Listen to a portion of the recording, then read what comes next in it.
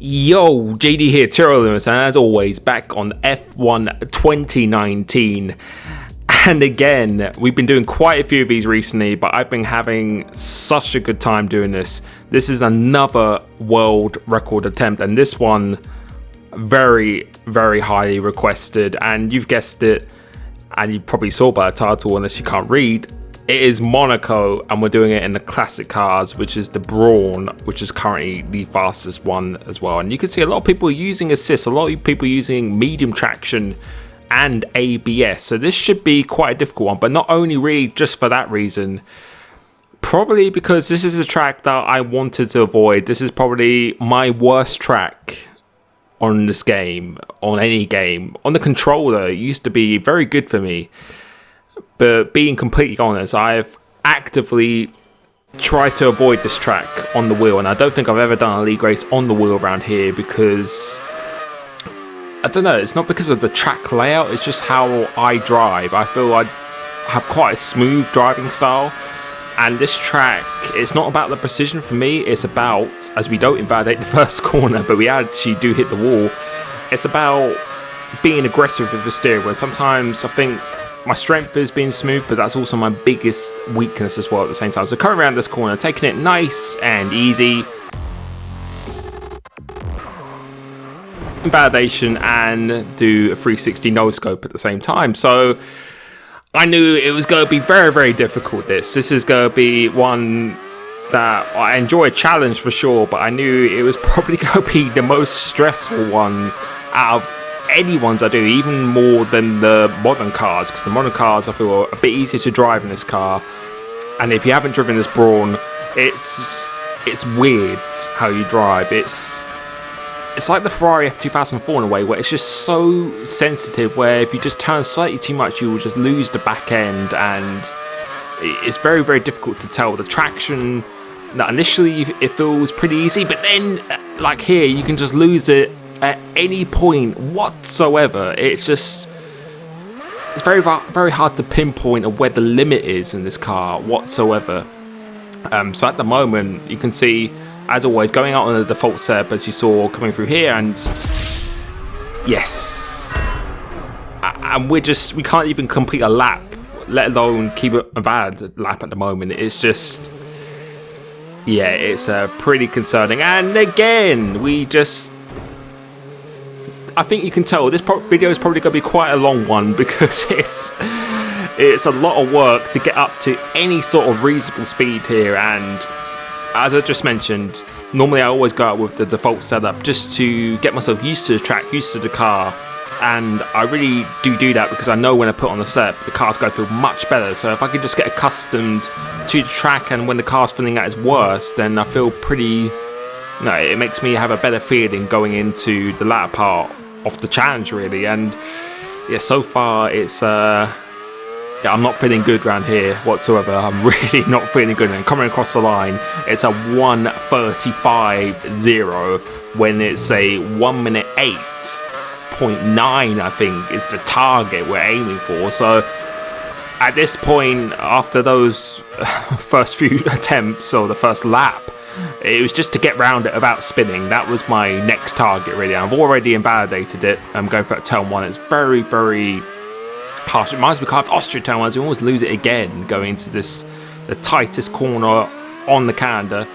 It kind of reminds me of Austria, where sometimes you can cut it and it lets you get away with it. It depends on what angle. Like if you're sliding the car into it sideways, it kind of doesn't detect that you're doing a corner cut. Whereas if you do it more straight on, it will. But as I said in these videos, ideally I like to be doing these world record attempts as cleanly as possible, and that's really the target for me, if I can, around here. And yeah, it's not the precision aspect, it just feel my driving style, like you really need to be a bit more forceful with the steering, and unfortunately that's not really my kind of driving style, which as I said, it's most of the time it's a benefit, especially when your tyres go off and you need to be smooth and you have a very oversteer responsive setup. You really do need that, but sometimes you really need to kind of wrestle the car a bit more, and around this track you definitely need to do that. I think in the wet it would be very good. I think I will attempt some actual wet world records at some point as well, Probably once I've done all the tracks, ideally try and do most of the tracks on these attempts here. But yeah, so far I think you can just tell by my driving, having no confidence whatsoever. And with these videos, it's all about what you guys want, what you want to be requested. I'm gonna go out of my comfort zone because, again, yeah, yeah, it's a bit of a struggle bus at this point. And you can see, just invalidating for days at this point, just can't even do it. But we are actually on a lap now where we haven't crashed, we haven't invalidated so far. Going through this corner, still hitting the wall like a pinball machine.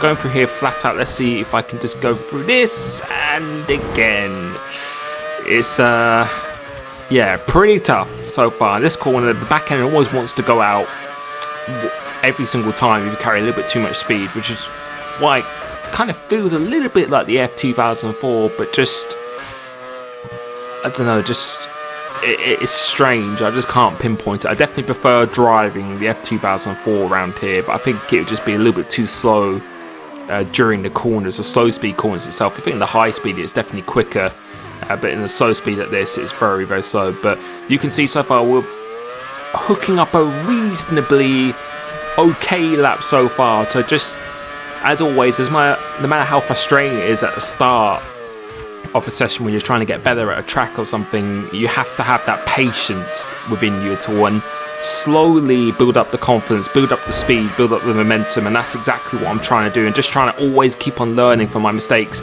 And so far, no invalidation, so this is pretty good. Going through here now, let's see what we do. Going into this last corner, very, very tricky to get it up, and let's see what time we do. And it's an 11.5, and I think that was actually with a setup now. I think I might have missed that where I've actually put on a setup, so I'm pretty sure that was with a setup this time. I think I was doing like a 12.0 like without it or something. So let's see what we did. Or it might actually be, actually that was with us. I'm pretty sure that was with a setup. I think the 12.4 invalidated was the one without it. So we'll actually go put on a different one now. And let's see what this setup actually is. So 4.5. Let's rock with this. This guy's running no assists as well. And I know C-Bro is actually quite good around Monaco. And there's a couple of other people. I think P1R Brown is a little bit further down the leaderboard. And they're doing like high 9s with no assists. So I think having assists is, you know, at some tracks it's going to be quite a big advantage. And I think this track is probably one of them. As a lot of the slow speed corners and everything, it's going to be a big, big advantage. And confirming that 11.5 was actually without a setup as well, so that was actually with stock. So that was pretty promising actually indeed. But you can see we're just trying to get a lap on the board now. And like the previous videos like Australia and Austria, even if you validate it, I think it's still good to just try and complete the laps. Do your best not to restart, because it will just give you just a little bit more momentum, a little bit more confidence, and proving to yourself, well, what kind of lap time you could actually achieve, as long as you're not going horrendously off the track limits. But so far here, you can see we're just driving a little bit of a lack of confidence. Just wasn't confident on the brakes, the turning, or anything. I just wasn't confident where the car wanted to go and how much I could really push it. But I was just aiming to just build it up very, very slowly, just to see of what we can actually do itself. I'm going through this corner. I quite like this corner. This is pretty nice. I quite like the last sector really. Going through here, just get a little bit of a better line this time. Still hitting the wall in the exit, but this track, it doesn't really seem to slow you too much down when you're hitting the walls here. And coming through this last corner, missing the apex a little bit. If you go a little bit too tight, the back end once again just always constantly wants to step out. And what's the time? That would have been a 10.0, although it was invalidated. And yeah, struggling on every single corner. I don't think there's a corner on this track that I was comfortable at all. I don't think so. Restarting the session, because I do believe that there is a slight glitch where if you keep on going, some tyre wear does start to accumulate. And yeah, I have to be honest, I was really, really struggling here, massively struggling. And the whole point of these videos, I think I said in the Austria one, was not only for your entertainment and for you to learn things, but also to give you a real perspective of the struggles of trying to set a quick time. Although you might go on a leaderboard and someone does an insane time, you don't really realise the journey they've gone on to try and get that time, how much time they've actually put into it as well. It'd be very interesting if they had a stat next to the leaderboard how much time, how many laps someone's done to achieve that time. That would be pretty cool per track, because I think a lot of people would be amazed at what you could do. But ideally for me, as I always said, I'll try and aim for no more than an hour, because that's when I start to maybe have a little break and then come back to it at a later date. But these videos, I'm going to try and do every single one within the hour itself, just to show you what I can do personally. But yes, it's a struggle right now. I wasn't feeling good at all. And you see what lap time this is. This is another 10 again, and this time that was a valid 10, so that has given me some confidence. And although the world record is an 8.9, I believe, although the guy was using assists, I think a mid-9 with no assists would be an extremely good time. And once I get more confident, that's when I start to play around with the setup just a little bit more, to my own liking itself. Because as I said, sometimes if you just put on someone else's setup, it may feel horrendous to you, but to someone else it may feel absolutely great. You really got to kind of tailor it to your needs. And as I said, I like a car that's a bit pointy, but then the back end, once it slows down, actually grips up. It doesn't wash away from you, and that's the kind of car I really like itself. So slowly but surely making progress, and once you hit those lap times, as a car is just feeling way too understeery, so I decided to change the setup a little bit again. Once you start hitting those lap times, as we're about to cross the line here, we actually do get in the 9s. I think there's a 9.8 if I can read that right, although it was invalidated. Once you start hitting those times, you'll find yourself hitting those times every single lap you do, and because you know you have that muscle memory, you know on how to achieve that time, what you have to do. Whereas if I, like, beginning of the session, I could hardly get into the 10s, and once I got into the 10s, started doing 10s very easily. Once I was doing 10 zeros, and every lap's a 10-0, and you can see once I hit the 9s, now I'm starting to get in the 9s and beat my 10-0 quite comfortably each time. So you see the trend that happens, and you really have to persevere with yourself to keep on going every single time. And crossing the line, that is a 9.8 valid now. So we are slowly but surely making progress, despite, I don't know how many spins I had when doing this. I think I had about 50 spins or something like that. And you can see just gaining a little bit of time, just fractionally each corner. Very, very nice through here though. So this is a very nice setup so far. Going through here, being, you can see, more aggressive with the steering wheel, but we did turn slightly too early. It's very, very harsh. Well, not harsh, I went off the track, but you have to be so precise around here. But again, you can see, just giving yourself that confidence that you can achieve it, and that would have been a 9.7 if I couldn't have done valid. And although it might be frustrating, you just got to keep on going. So that's literally what I did. I just kept on trying to do 5 laps in a row, no matter how bad I got the first corner. Even if I was 2 tenths down or anything at all, you just have to keep going. And you can see going a little bit green in this first sector, going a little bit deep into here, but it doesn't really matter too much because you actually carry a bit of speed. Try and kiss this curve. That will actually drag you around ever so slightly. First gear, then second gear. Just before the shadow, that's when you want to be turning and missing the apex slightly. But again, if you go too tight, you'll get quite a poor run coming through this tunnel. Going flashing into a light once again. Braking just before the 50-meter board. You can brake very late in this car, and we actually get an invalidation, but you can see with the traction there, really wanting to step out all the time. It's very, very on the limit of what you can do on this traction. And going through these 2 corners, I think that would have been bad going through here. So going to finish this lap to see what it would have been. Actually going slightly out wide, really struggling through these last 2 corners. This corner was actually quite nice on that occasion. And coming across the line, let's see what it is. Again, it's going to be another 9. Another 9.8, I believe, if I could see that right. So, but again, you just have to keep on continuing, no matter how frustrating it is. And I knew if I just kept on going, I would start to hit, once I hit like a 9.6, 9.7 completely valid, then I knew that's when I'd be hitting that level. And you can see much tighter through here this time, so much, much better.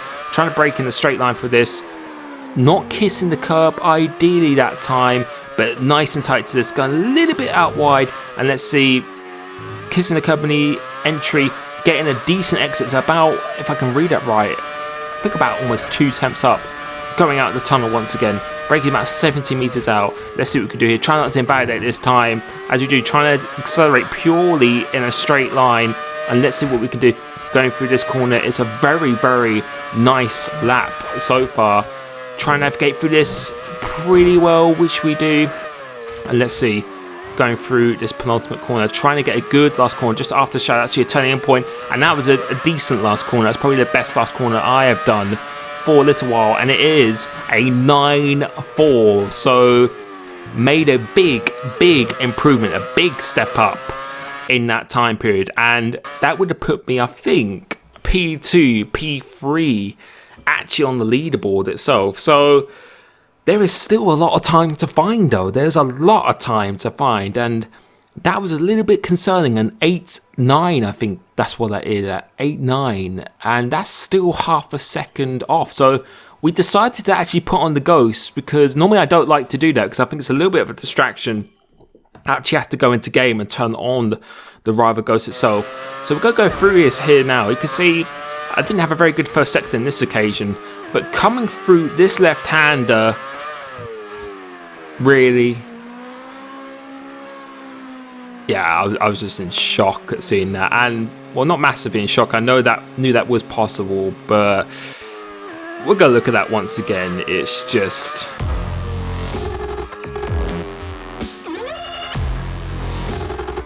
yeah. So that's why I'm losing an absolute ton of time in that middle sector, and although it's really annoying because it's going to be very challenging now to keep up with that, it made me actually very hungry to keep on going and to try and actually beat it despite this person actually doing that. And I think at the moment I feel my time is actually probably the legit number one already. I think I might be maybe a couple of thousandths off, but I felt, if I could get a very low 9, I think that would be extremely good effort with no assist here. And coming across the line, we do beat it. It's actually a 9.3, but of course that was invalidated. So I knew I could do it. I knew I could do a good time. And again, once invalidated, going across the line, it's another 9.3. So I knew the time was there. Just really have to hook it up. But it's really difficult at this turn 1, and yeah, it's just so painful to get a good run off there. Sometimes it's very painful when you've done a very good first sector, almost a perfect first sector, and it's so hard to match it again.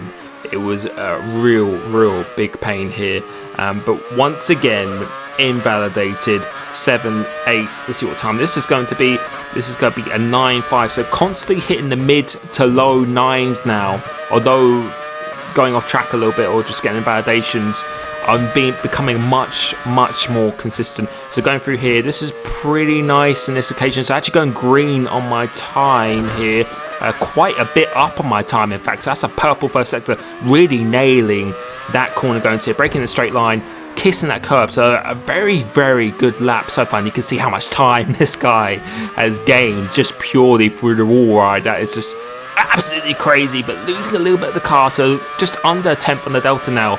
But I knew there was definitely some time to make up going into this last sector as well. Coming through here, managing to keep it on track, getting some good launch off this corner. Probably my favourite corner on the track. Really have to throw it in here, doing it very nicely, actually avoiding the barriers in this occasion. Going through this right, left, let's see what we can do. A little bit squiggly going to here now. It was okay, it wasn't perfect. Pretty decent last corner as well, so this will definitely be the fastest lap that I have done so far, and it is a 9.3, and that was 100% the second quickest time, believing it was actually the quickest time, because obviously this guy has wall-ridden his way to the world #1 spot, and making a bit more contact. We're up again, actually well over a 10th up, and I actually believed that I could actually beat this time despite him doing this, but no, it's very frustrating because you just lose so much time in that middle sector. And yeah, it was getting to the point now where it was approaching the 60-minute mark, and it was becoming very frustrating at this point. And it's just, I just didn't feel like I could hook up a perfect lap at all, and I kept on going green into this last sector all the time, but just couldn't hook it up. You can see really kind of overdriving the car just a little bit now. We are making up a slight bit of time, and this will be another new fastest lap, and that is a 9.2. So we've got to the very low 9s now, which I feel is actually a pretty good effort. But here, now, this is a nice lap. This is a very, very nice lap. So going into turn 1, braking just before the board, the white board, the 2019 board before that, hitting the wall and the exit, but you can see that doesn't really slow you down, and we're about half a tenth up, going up into the casino, going out wide, trying to kiss the the curb just before you turn in there. Very, very nice braking, completely in a straight line, hooking up very, very nicely, accelerating as harsh as you dare, just kissing it slightly, almost going full lock through here. You can see the ghost gets away from us, and just between the shadows, that's where we want to be turning in, trying to get a good exit up here now, and we do. We get a very, very nice exit. So just under a tenth up on our delta so far. Going to, it's been very, very aggressive, trying to take as much curb as you dare, and that was a pretty sweet, nice corner. And then just turning when you hit the 50-meter board on the right hand side, trying to be a little bit more aggressive. I've really struggled for this corner, not using the maximum of the track, going slightly deep here, so that was not optimal. So we've actually gone back into the red, but trying to get a good last corner, very good launch, and we are just fractions up on our best time.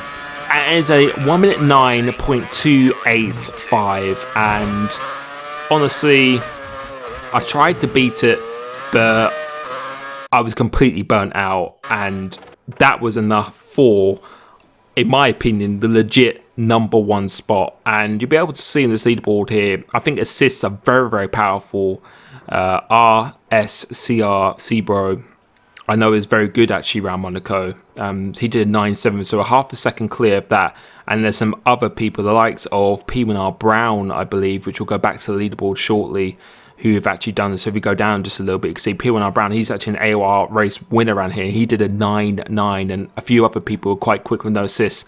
They're in the high 9. So I was actually very, very happy at that time, although I do believe someone who is very good at Monaco will probably smash it out, probably could get in the 8s or something like that. There's no question that that will be easily beaten, but I still feel for myself that was actually a pretty decent effort. And yeah, hopefully you enjoyed that, showing you the true life struggles of trying to attempt a Monaco world record attempt. I really hope you enjoy this. Next video will actually be my gaming setup, something a little bit different. Hope you're having a great new year, and I'll catch you soon. Peace.